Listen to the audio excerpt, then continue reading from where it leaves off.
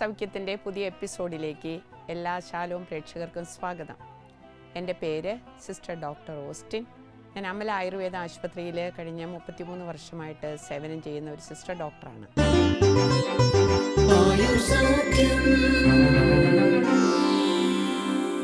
ഇന്നത്തെ എപ്പിസോഡ് ആരംഭിക്കുന്നതിന് മുമ്പ് ഒരു തിരുവചനത്തോടെ നമുക്ക് ആരംഭിക്കാം.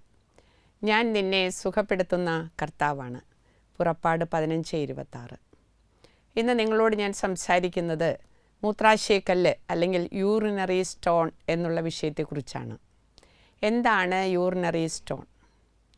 കാൽസ്യം, മഗ്നീഷ്യം മുതലായ ധാതുക്കൾ മൂത്രത്തിൽ അടിഞ്ഞുകൂടി ഒരു കല്ലിൻ്റെ ശിലാസമാനമായിട്ടുള്ള കല്ല് രൂപത്തിൽ രൂപപ്പെടുന്ന ഒരു പദാർത്ഥമാണ് യൂറിനറി സ്റ്റോൺ അല്ലെങ്കിൽ മൂത്രാശയക്കല്ല് എന്ന് പറയുന്നത്. ഏകദേശം 15%-30% ഇടയിൽ ലോകത്തിലുള്ള ജനസംഖ്യയിൽ ഉള്ള മനുഷ്യർക്ക് ഈ രോഗം കാണുന്നുണ്ട്. മൂത്രത്തിൻ്റെ ക്ഷാരാവസ്ഥയും അമ്ലാവസ്ഥയും അനുസരിച്ച് വിവിധ തരം കല്ലുകൾ രൂപപ്പെടുന്നുണ്ട്. എന്താണ് ഈ മൂത്രാശയക്കല്ലിൻ്റെ കാരണങ്ങൾ? കല്ലുണ്ട് എന്ന് അറിയുമ്പോൾ തന്നെ നമുക്കറിയാം വെള്ളം കുടി അവർക്ക് കുറവായിരിക്കും. ശരീരത്തിലെ ജലാംശം കുറയുക എന്ന അവസ്ഥ, അതായത് വെള്ളം കുടിക്കുന്നത് കുറയുമ്പോഴാണ് നമുക്ക് സാധാരണയായിട്ട് മൂത്രാശയക്കല്ല് ഉണ്ടാകുന്നത് ഒരു കാരണം. രണ്ടാമത്തത് വൃക്കകളെ ബാധിക്കുന്ന ചില അസുഖങ്ങൾ മൂലം മൂത്രാശയക്കല്ല് ഉണ്ടാകാം. മൂന്നാമത്തത് ജനിതക കാരണം, ജനറ്റിക് ഫാക്ടർ, ഒരു പാരമ്പര്യമായിട്ട് ഇങ്ങനെ കല്ലിൻ്റെ അസുഖം കാണാറുണ്ട്. കുടലിനെ ബാധിക്കുന്ന ക്രോൺസ് ഡിസീസ് എന്ന് പറയുന്ന അസുഖത്തിൻ്റെ ഭാഗമായിട്ട് മൂത്രാശയക്കല്ല് വരാറുണ്ട്. മറ്റ് ചില കാരണങ്ങൾ എന്ന് പറയുന്നത് ചില വിറ്റാമിനുകളുടെ കുറവ് മൂലവും ഈ മൂത്രാശയക്കല്ല് ഉണ്ടാകാം. അടുത്തതായിട്ട് നമ്മൾ പറയുന്നത് ഒരു പ്രധാനപ്പെട്ട കാരണം എന്ന് പറയുന്നത് കാൽസ്യത്തെ നിയന്ത്രിക്കുന്ന, അതിനെ കൺട്രോൾ ചെയ്യുന്ന പാരാതൈറോയിഡ് ഗ്രന്ഥിയുടെ ചില തകരാറുകൾ മൂലം മൂത്രാശയക്കല്ല് ഉണ്ടാകാറുണ്ട്. ഇനി എന്തൊക്കെയാണ് മൂത്രാശയക്കല്ല് എന്ന അസുഖത്തിൽ യൂറിനറി സ്റ്റോണിൽ ഉണ്ടാകാവുന്ന ലക്ഷണങ്ങൾ എന്തൊക്കെയാണെന്നാണ് നമ്മൾ മനസ്സിലാക്കേണ്ടത്. അതായത് പ്രധാനപ്പെട്ട അതിൻ്റെ ലക്ഷണം എന്ന് പറഞ്ഞു കഴിഞ്ഞാൽ നടുവേദന, വയറുവേദന, അടിവയറ് വേദന. അത് ബാക്കിൽ നട്ടെല്ലിൽ വൃക്കയുടെ പൊസിഷനിൽ നിന്ന് വയറിലേക്ക് റേഡിയേറ്റിംഗ് പെയിൻ ആയിരിക്കും സാധാരണ രീതിയിൽ ഈ മൂത്രാശയക്കല്ലിനുണ്ടാകുന്ന വേദന. പിന്നെ മൂത്രമൊഴിക്കുമ്പോൾ തടസ്സമുണ്ടാകും, മൂത്രമൊഴിക്കുമ്പോൾ വേദനയുണ്ടാകും, ഇടയ്ക്കിടയ്ക്ക് മൂത്രം പോകണമെന്നുള്ള ഒരു വലിയ ശങ്ക, അതുപോലെ മൂത്രത്തിൽ ഇൻഫെക്ഷൻ, മൂത്രത്തിൽ നമ്മൾ നോക്കുമ്പോൾ ഇൻഫെക്ഷൻ കാണുന്ന ഒരവസ്ഥയും നമുക്കുണ്ടാകാം. അപ്പോൾ ഇതൊക്കെയാണ് സാധാരണ രീതിയിൽ നമ്മൾ മൂത്രാശയക്കല്ലിൽ കാണുന്ന ലക്ഷണങ്ങൾ. നമ്മൾ ചില പേഷ്യൻസ് പറയാറുണ്ട് വേദന വരുമ്പോൾ ശക്തിയായ രീതിയിൽ അവർക്ക് തലകറക്കം ഉണ്ടാവുന്ന ഗിഡിനെസ്. അപ്പോൾ അത്ര ശക്തമായിരിക്കും ഈ മൂത്രാശയക്കല്ലിൻ്റെ വേദന. സാധാരണ അടിവയറ് വേദനയും നടുവേദനയും പോലത്തെ ഒരു വേദനയല്ല, അതിനേക്കാൾ വളരെ ശക്തമായിട്ടുള്ള ഒരു വേദനയായിരിക്കും ഇതിലുണ്ടാകുന്നത്. പിന്നെ ഇടയ്ക്കിടയ്ക്ക് മൂത്രം ഒഴിക്കണമെന്നുള്ള ഒരു ശങ്കയും കൂടി ഈ മൂത്രാശയക്കല്ലിൽ രോഗികൾ റിപ്പോർട്ട് ചെയ്യാറുണ്ട്. പിന്നെ ഇതിൻ്റെ നമ്മൾ പല ടൈപ്സായിട്ട് പറയുന്നുണ്ട്. ലൈക്ക് ആയുർവേദ രീതി അതിനെ വാതാശ്മരി, പിത്താശ്മരി, കഫാശ്മരി, ശുക്ലാശ്മരി എന്നൊക്കെ പറയും. അപ്പോൾ എന്താണ് വാതാശ്മരി എന്ന് പറയുന്നത്? ഓക്സലേറ്റ് ലൈം ഓഫ് കാൽക്കുലസ് എന്ന് പറയാം അതിന്. പിത്താശ്മരിയെ നമുക്ക് യൂറിക് ആസിഡ് കാൽക്കുലസ്, കഫാശ്മരിയെ ഫോസ്ഫാറ്റിക് കാൽക്കുലസ്, പിന്നെ ശുക്ലാശ്മരിയെ സ്പെർമോലിത് കാൽക്കുലസ് എന്നാണ് അറിയപ്പെടുന്നത്. ഇനി എങ്ങനെയാണ് ഈ കല്ലിൻ്റെ പാത്തോളജി, യൂറിനറി സ്റ്റോണിൻ്റെ പാത്തോളജി, അതെന്താ സംഭവിക്കുന്നത്, നമ്മുടെ യൂറിനറി സിസ്റ്റത്തിൽ എന്ത് സംഭവിക്കുന്നുള്ളതാണ്. സാധാരണ ചെറിയ കല്ലുകളൊക്കെ വേദന ഉണ്ടാക്കാതെ നമ്മുടെ കിഡ്നിയിലും അതുപോലെ തന്നെ മൂത്രാശയത്തിലുമൊക്കെ കിടക്കും. ആ കല്ലുകളെ നമ്മൾ പറയുന്നതാണ് സൈലൻറ്റ് സ്റ്റോൺ എന്ന് പറയും. അതൊരു ശല്യം ഉണ്ടാക്കില്ല. അടുത്തത് നമുക്ക് ഈ വേദന ഉണ്ടാക്കുന്നത് എന്താണെന്ന് വെച്ച് കഴിഞ്ഞാൽ ഈ മൂത്രവാഹിനിയിലൂടെ ഈ കല്ലുകൾ മൂവ് ചെയ്യുമ്പോഴാണ് നമുക്ക് എന്തുണ്ടാവുന്നത്, വേദന ഉണ്ടാകുന്നത്. അതിശക്തമായ വേദനയായിരിക്കും. അതിനെ നമ്മൾ പറയുന്നതാണ് റീനൽ കോളിക് എന്നാണ് പറയുന്നത്, റീനൽ കോളിക്.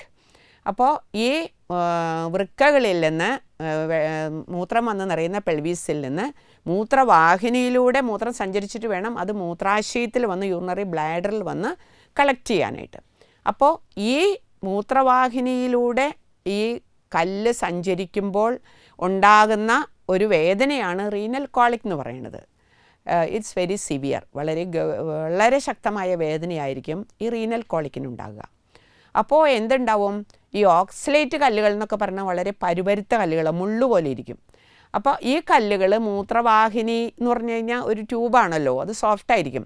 അതിൻ്റെ ഭിത്തികളിൽ പതുക്കെ ഒരഞ്ഞിട്ട് ചോര മൂത്രത്തിൽ കൂടെ പൊടിഞ്ഞ്, അതായത് ബ്ലഡ് മിക്സ്ഡ് ആയിട്ടുള്ള യൂറിനായിരിക്കും പോവുക.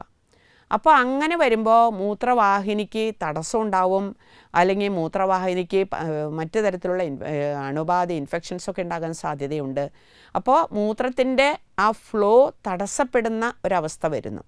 അങ്ങനെ മൂത്രത്തിൻ്റെ ഫ്ലോ തടസ്സപ്പെടുമ്പോൾ ഉണ്ടാകുന്ന വേറൊരവസ്ഥ നമുക്ക് ഹൈഡ്രോ യൂറട്ടർ എന്ന് പറയും. അതായത് ഈ മൂത്രം വരുന്ന ആ പാത്തിലുണ്ടാവുന്ന യൂറിട്ടറിനുണ്ടാകുന്നതായിട്ടുള്ള ആ ഒരു നീർക്കെട്ടിനെയാണ് നമ്മൾ പറയുന്നത് ഹൈഡ്രോ യൂറിട്ടർ. ഇനിയും അതുമൂലം കിഡ്നിക്ക് ഡാമേജ് ഉണ്ടാവും. അപ്പോൾ കിഡ്നിക്ക് നീർക്കെട്ടുണ്ടാവും ഇതുമൂലം. അങ്ങനെ കിഡ്നിക്ക് നീർക്കെട്ട് സംഭവിക്കുമ്പോൾ അതിനെ പറയുന്നതാണ് ഹൈഡ്രോ നെഫ്രോസിസ് എന്ന് പറയും.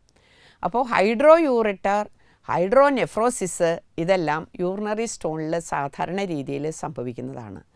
ഇങ്ങനെ ഹൈഡ്രോ നെഫ്രോസിസ് സംഭവിക്കുമ്പോൾ, അതായത് കിഡ്നിക്ക് നീർക്കെട്ട് സംഭവിക്കുമ്പോൾ കിഡ്നിയുടെ പ്രവർത്തനം തന്നെ അരക്ഷിതാവസ്ഥയാവും. അപ്പോൾ അതുകൊണ്ട് നമ്മൾ ഈ കല്ലുകൾ കിടക്കുന്ന ആ ഭാഗത്തെ കിഡ്നിയുടെ പ്രവർത്തനം നിലയ്ക്കുമ്പോൾ നമുക്കത് വലിയ ഡാമേജാണ്, കിഡ്നിക്ക് ബുദ്ധിമുട്ടുണ്ടാവും, കിഡ്നിക്ക് ഫങ്ഷൻ ചെയ്യാൻ പറ്റില്ല. അപ്പോൾ നമ്മൾ സത്വരമായിട്ട് കല്ലുകളെ നീക്കം ചെയ്യണം. അപ്പോൾ കല്ലുകൾ പൊടിക്കുക അങ്ങനെയൊക്കെയുള്ള ഇതുകളുണ്ടല്ലോ. അപ്പോൾ അങ്ങനെയൊക്കെയുള്ള സ്റ്റേജിൽ ഈ കല്ലുകൾ പെട്ടെന്ന് തന്നെ നീക്കം ചെയ്യണം. അങ്ങനെ നമ്മൾ നീക്കം ചെയ്തില്ല എന്നുള്ള ഒരു അവസ്ഥ വരുമ്പോൾ അത് വല്ലാത്ത പ്രശ്നത്തിലേക്ക് പോകും. അതുകൊണ്ട് യൂറിനറി സ്റ്റോൺ നമ്മൾ നന്നായി ശ്രദ്ധിക്കേണ്ട ഒരു കണ്ടീഷനാണ്. യൂറിനറി സ്റ്റോൺ വരാതിരിക്കാനായിട്ടുള്ള പ്രിക്കോഷൻസാണ് നമ്മൾ ചെയ്യേണ്ടത്. അതായത് ധാരാളം വെള്ളം കുടിക്കുക, പിന്നെ കാൽസ്യം, അതിൻ്റെ പത്യാപത്യങ്ങളെക്കുറിച്ച് പറയുമ്പോൾ അത് പിന്നീട് പറയാം.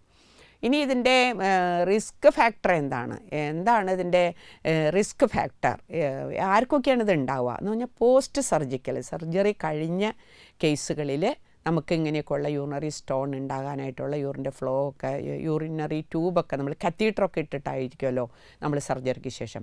പിന്നെ ഫാമിലി ഹിസ്റ്ററി പറയുന്നുണ്ട്.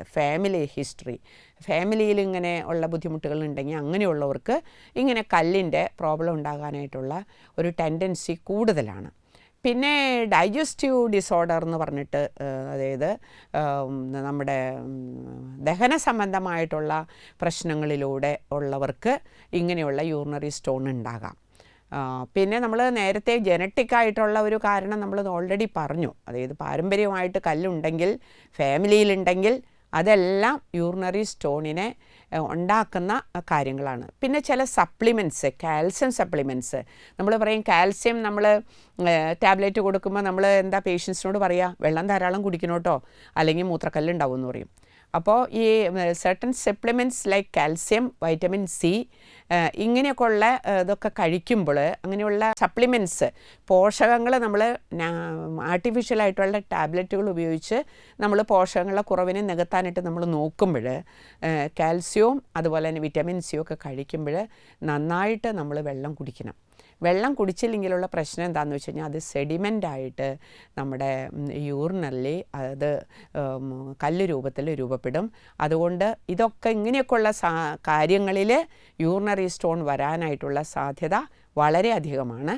അതുകൊണ്ട് ഈ കാൽസ്യമൊക്കെ കഴിക്കുന്നവർ നമ്മൾ അതോടൊപ്പം തന്നെ ധാരാളം വെള്ളം, ഒരു 3 ലിറ്റേഴ്സ് 2.5 to 3 ലിറ്റേഴ്സ് വെള്ളം നമ്മൾ കുടിക്കുന്നതാണ് പറയുന്നത്.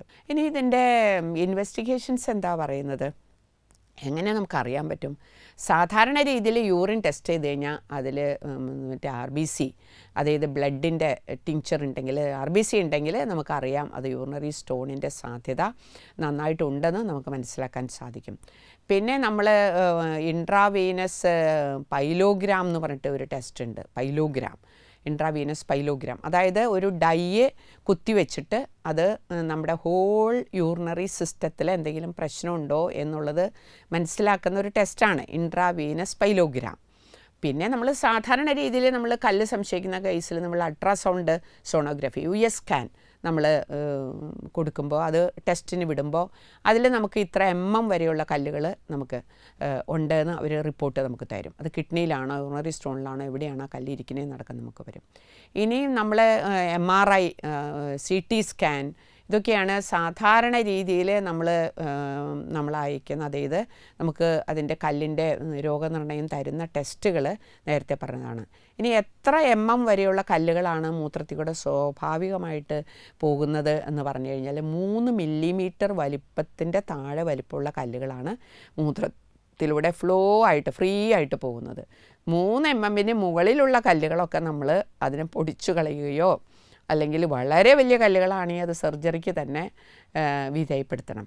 അല്ല ഒരുവിധമൊക്കെ ഉള്ള കല്ലുകളൊക്കെ നമ്മുടെ മൂത്രത്തിൽ കൂടെ നമുക്ക് പോകാനായിട്ടുള്ള ആയുർവേദത്തിൽ നമ്മുടെ തെറാപ്പീസ് ഉണ്ട്. ഇനിയും എന്തൊക്കെയാണ് ഇതിൻ്റെ കോംപ്ലിക്കേഷൻസ്? ഈ യൂറിനറി സ്റ്റോൺ നമ്മൾ വേണ്ടത്ര രീതിയിൽ ചികിത്സ ചെയ്തില്ലെങ്കിൽ എന്തൊക്കെ കോംപ്ലിക്കേഷൻസ് വരാം? അത് ശക്തിയായ വയറുവേദന, മനമറിച്ചിൽ, അതോടൊപ്പം തന്നെ വോമിറ്റിങ്, ഛർദ്ദിക്കാൻ വരൽ, പിന്നെ മൂത്രത്തിൽ കൂടെ ചോര പോവുക, പിന്നെ ഞാൻ നേരത്തെ പറഞ്ഞു യൂറിനറി ഈ മൂത്രവാഹിനിക്ക് നീർക്കെട്ട് വരിക, അതായത് കിഡ്നിക്ക് നീർക്കെട്ട് വരിക, ഹൈഡ്രോനെഫ്രോസിസ്, ഇതൊക്കെയാണ് അതിൻ്റെ. പിന്നെ സെപ്സിസ് എന്ന് പറയുന്ന ഒരവസ്ഥ, സെപ്സിസ് അതായത് വളരെ ഇൻഫെക്ഷൻ വന്നിട്ട് അത് ഭയങ്കര ഗുരുതരാവസ്ഥയിലേക്ക് പോകുന്ന ഒരവസ്ഥയിലേക്ക് അത് കടക്കും. അപ്പോൾ ഇതൊക്കെയാണ് അതിൻ്റെ മെയിനായിട്ടുള്ള കോംപ്ലിക്കേഷൻസ് വരുന്നത്. അത് വലിയ കല്ലുകളാണെങ്കിൽ, വലിപ്പമുള്ളതാണെങ്കിൽ നമ്മൾ സാധാരണ രീതിയിൽ നമ്മൾ ചെയ്യേണ്ടത് അതിന് നമ്മൾ സർജറിക്ക് തന്നെ അഡ്വൈസ് ചെയ്യാണ് വേണ്ടത്. അപ്പോൾ അൾട്രാസൗണ്ട് എടുക്കുമ്പോൾ തന്നെ നമുക്കൊരു ഏകദേശ രൂപം ഇത് സർജറി ആവശ്യമുണ്ടോ, ആയുർവേദ ട്രീറ്റ്മെൻറ്റ് കൊണ്ട് മാറാൻ പറ്റുന്നതാണോ എന്നുള്ളതിനെ കുറിച്ചിട്ടുള്ള ഒരു ചെറിയ ഐഡിയ നമുക്ക് കിട്ടും. ഇനി ഇതിൻ്റെ ട്രീറ്റ്മെൻറ്റ് മൊഡാലിറ്റി എന്താണ്? ട്രീറ്റ്മെൻറ്റ് മൊഡാലിറ്റി എന്ന് പറഞ്ഞാൽ സ്നേഹന സ്വേദനം, അതായത് ചെറിയ നല്ല അതിന് പറ്റിയ നെയ്യുകളുണ്ട്, വസ്ത്യാമയാന്തകൃതം, അതോടൊപ്പം തന്നെ ചൂട് വയ്ക്കുക, വേർപ്പിക്കുക, ഇതൊക്കെ ഇതിൻ്റെ മെയിൻ ട്രീറ്റ്മെൻറ്റാണ്. പിന്നെ നമ്മൾ എന്തൊക്കെ മരുന്നുകൾ അകത്തേക്ക് കൊടുക്കുന്നത്? നമ്മൾ സാധാരണ രീതിയിൽ അകത്തേക്ക് കൊടുക്കുന്ന മരുന്നുകൾ പറയുന്നത് പുനർനവതി കഷായം ഒരു പ്രധാനപ്പെട്ട ഒരു ഔഷധമാണ്. പിന്നെ ഇതിൻ്റെ കല്ലുരുക്കി ചേർന്നിട്ടുള്ള മെഡിസിൻസ് ഇതിന് ഒരുപാട് ഉപകരിക്കും. നിശാഗോക്ഷുരാദി ചൂർണ്ണം നമ്മൾ കൊടുക്കാറുണ്ട്. ബൃഹത്യാദി വാട്ടർ എന്ന് പറയും, ബൃഹതി, അംശുമതി, ദ്വയ ഗോക്ഷുരം. ബൃഹതി ചെറുവഴുതന, വെൺവഴുതന, അതുപോലെ തന്നെ അംശുമതി, ഗോക്ഷുരം, അങ്ങനെയുള്ള ഇത് ഞെരിഞ്ഞിലൊക്കെ ഇട്ടിട്ട് വെള്ളം വെന്തിട്ട് അത് ഫ്രീക്വൻ്റായിട്ട് കുടിക്കാൻ പറയും. പിന്നെ അതിൻ്റെ കൂടെ നമ്മൾ ചന്ദ്രപ്രഭ ഗുളിക കൂടി ചേർത്ത് കൊടുക്കും. പിന്നെ നമ്മൾ കൊടുക്കുന്നത് വേറൊരു മരുന്നാണ് നമ്മൾ സാധാരണ ഇതിൽ പുനർനവാസവം. അത് മെയിൻ അതിൻ്റെ കണ്ടൻറ്റ് തവിഴാമയാണ്. അപ്പോൾ തവിഴാമ പിന്നെ ഞെരിഞ്ഞിലിട്ട് വെള്ളം വെന്ത് കുടിക്കാനൊക്കെ പറയും. അപ്പോൾ നമ്മൾ തവിഴാമ അത് വെറുതെ വെള്ളം അല്ലെങ്കിൽ ഉപ്പേരി വെച്ച് കഴിക്കാനൊക്കെ പറയും. അപ്പോൾ പുനർനവാസവം കൊടുക്കും. അതുപോലെ തന്നെ നമ്മൾ കൊടുക്കുന്നതാണ് സിസ്റ്റോൺ ഗുളിക, സിസ്റ്റോൺ. പിന്നെ നമ്മൾ അത് ഒരു ഗുളിക വെച്ച് 2 നേരം. പിന്നെ കൽക്രോസിൻ സിറപ്പ് എന്ന് പറയും, കൽക്രോസിൻ സിറപ്പ്. അത് ഒരു കമ്പനി മരുന്നാണ്. ആ സിറപ്പ് ഒരു 15 ml 2 നേരം വീതം കഴിക്കാനായിട്ട് സാധാരണ രീതിയിൽ നമ്മൾ പറയും. അപ്പോൾ ഇതൊക്കെയാണ് സാധാരണ രീതിയിൽ നമ്മൾ കൊടുക്കുന്ന ഔഷധ പ്രയോഗങ്ങൾ ഈ മേൽപ്പറഞ്ഞ വിധത്തിലുള്ളതാണ്. പിന്നെ യൂറിനറി സിസ്റ്റത്തിനെ ക്ലെൻസ് ചെയ്യുക എന്നുള്ളതാണ്, ക്ലീൻ ചെയ്തുകൊണ്ടിരിക്കുക എന്നുള്ളതാണ് ഇത് പ്രധാനമായിട്ട് നമ്മൾ ശ്രദ്ധിക്കേണ്ട കാര്യങ്ങൾ.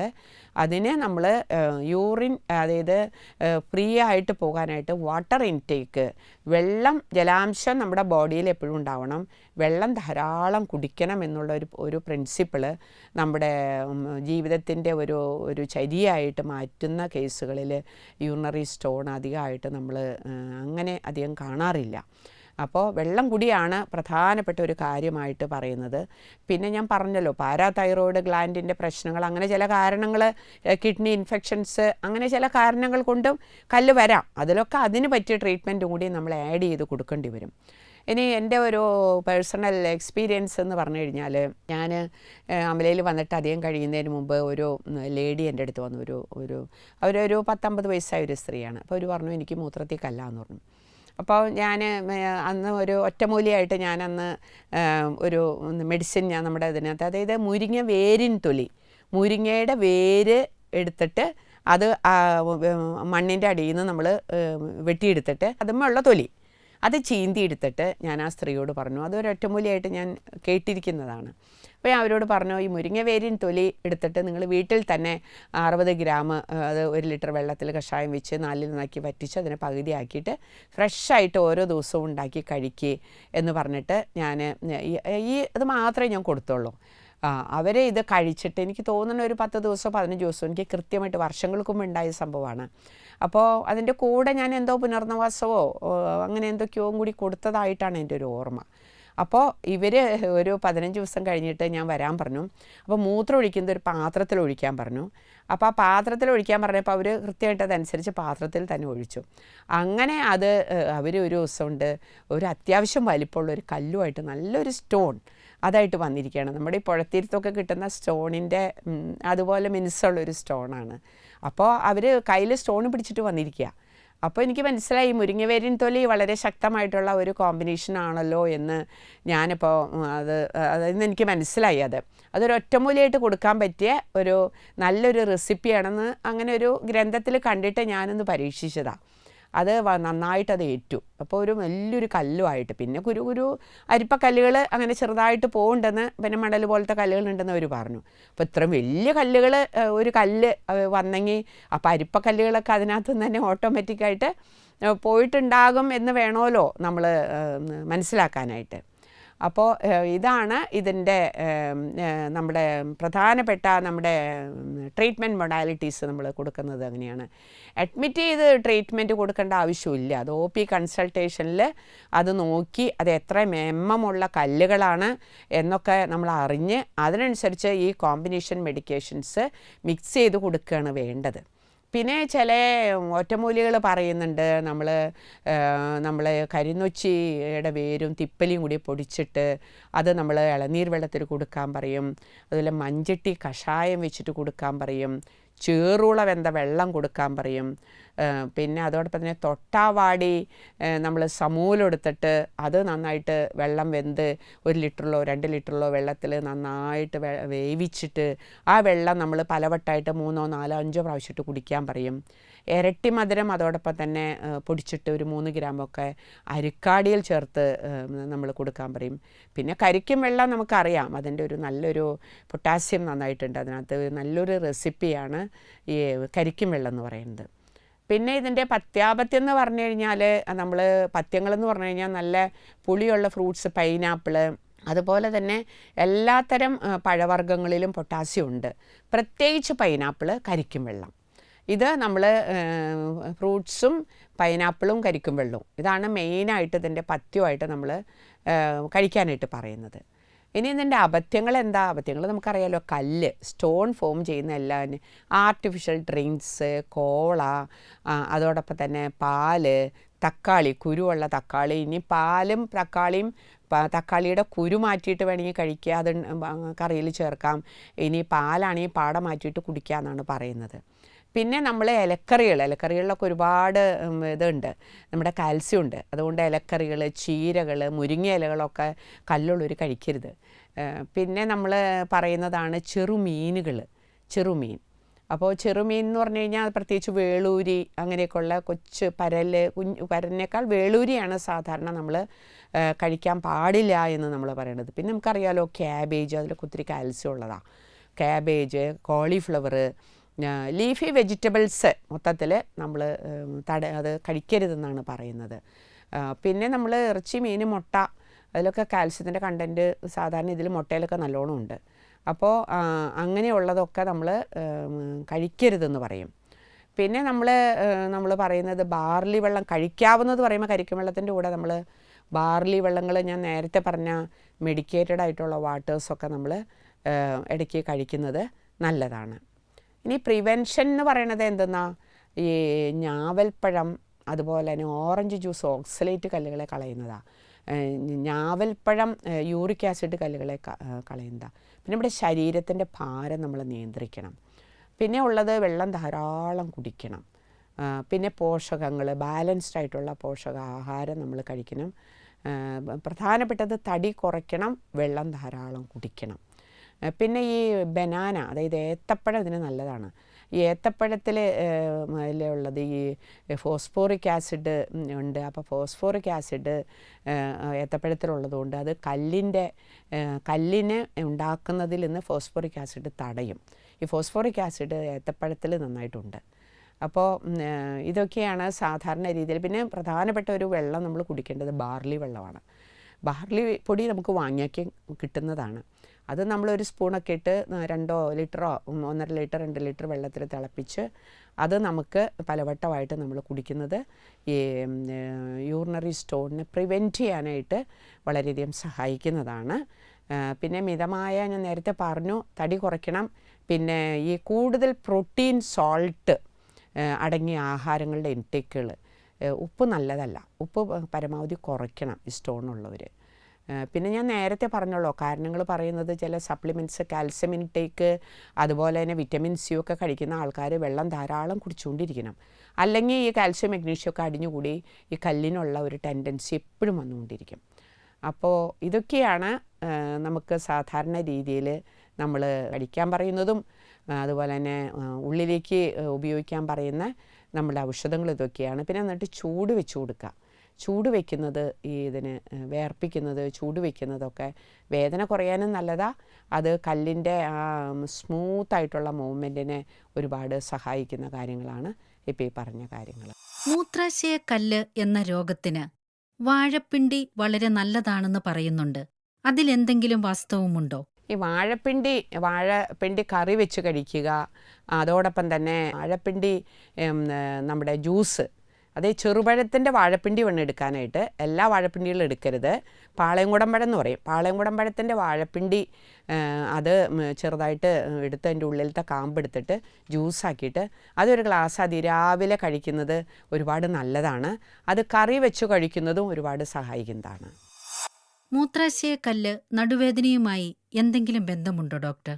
കിഡ്നി സ്റ്റോൺ എന്ന് പറഞ്ഞാൽ കിഡ്നി സ്റ്റോണും നടുവേദനയായിട്ട് നന്നായിട്ട് ബന്ധപ്പെട്ടിരിക്കും. കിഡ്നി സ്റ്റോൺ ഉള്ളവർക്ക് പ്രധാനമായിട്ട് സിംറ്റം പറയുന്നത് നടുവേദനയാണ്. ശക്തമായ നടുവേദനയാണ്, അടിവയർ വേദന. അപ്പം നടുവിന് തന്നെ ബാക്കിൽ കിഡ്നിയുടെ പൊസിഷനിൽ നിന്ന് അടിവയറ്റിലേക്ക് ഇങ്ങനെ റേഡിയേറ്റ് ചെയ്യുന്ന ഒരു പെയിനായിട്ടാണ് സാധാരണ. അത് ആ വേദനയുടെ സമയത്ത് തലകറക്കവും ബോധം കെട്ട് വീഴിലടക്കം ചില രോഗികൾക്ക് ഉണ്ടാകാറുണ്ട്. അപ്പോൾ ഇത് രണ്ടും നന്നായിട്ട് ബന്ധപ്പെട്ടിരിക്കുന്നുണ്ട്.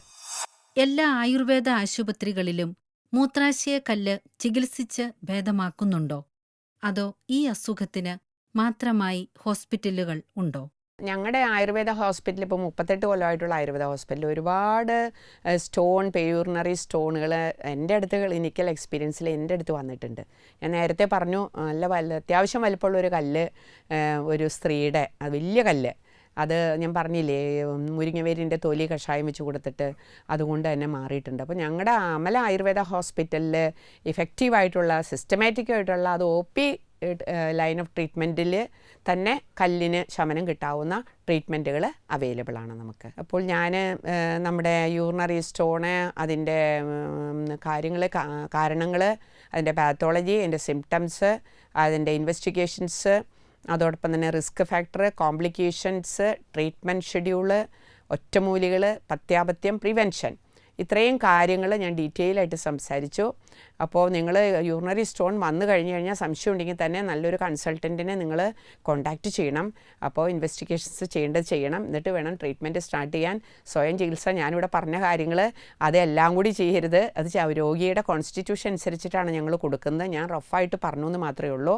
നല്ലൊരു ഡോക്ടറിനെ കൺസൾട്ട് ചെയ്തിട്ട് വേണം നിങ്ങൾ ട്രീറ്റ്മെൻറ്റിന് പോകാനായിട്ട്. സെൽഫ് ട്രീറ്റ്മെൻറ്റ് എടുക്കരുത് എന്ന് പ്രത്യേകം ഞാൻ നിങ്ങളെ ഉപദേശിക്കുകയാണ്. അപ്പോൾ എന്നെ ശ്രവിച്ച നിങ്ങൾക്ക് എല്ലാവർക്കും ഒരുപാട് നന്ദി. ഇനി അടുത്ത ഒരു എപ്പിസോഡിൽ നമുക്ക് കണ്ടുമുട്ടാം. Thank you. ആയുർ സൗഖ്യത്തിൽ വരുന്ന വിഷയങ്ങളുമായി ബന്ധപ്പെട്ട സംശയങ്ങൾക്കും അഭിപ്രായങ്ങൾക്കുമായി ബന്ധപ്പെടുക 9188303000.